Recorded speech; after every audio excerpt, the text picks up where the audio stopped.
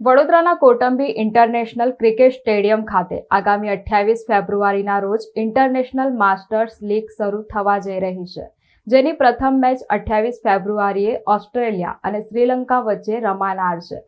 ત્યારે આ લીગને લઈ ઇન્ડિયન માસ્ટર્સ ટીમ મુંબઈની ફ્લાઇટથી વડોદરા એરપોર્ટ ખાતે પહોંચી હતી। વડોદરાના કોટંબી ઇન્ટરનેશનલ ક્રિકેટ સ્ટેડિયમ ખાતે આગામી 28 ફેબ્રુઆરીના રોજ ઇન્ટરનેશનલ માસ્ટર્સ લીગ શરૂ થવા જઈ રહી છે। આ લીગને લઈ ઇન્ડિયન માસ્ટર્સ ટીમ મુંબઈની ફ્લાઇટથી વડોદરા એરપોર્ટ ખાતે પહોંચી હતી, જ્યાં માસ્ટર બ્લાસ્ટર સચિન તેંડુલકર સહિતના તમામ ક્રિકેટર્સનું એરપોર્ટ પર ભવ્ય સ્વાગત કરવામાં આવ્યું હતું। સચિન તેંડુલકર અને ઇરફાન પઠાણ એરપોર્ટથી અલગ-અલગ કારમાં નીકળ્યા હતા। વડોદરા એરપોર્ટથી બસ મારફતે ઇન્ડિયન માસ્ટર્સની ટીમ વિવંતા હોટલ ખાતે પહોંચી હતી, જ્યાં પરંપરાગત રીતે ફૂલોની વર્ષા કરીને ભવ્ય સ્વાગત કરવામાં આવ્યું હતું।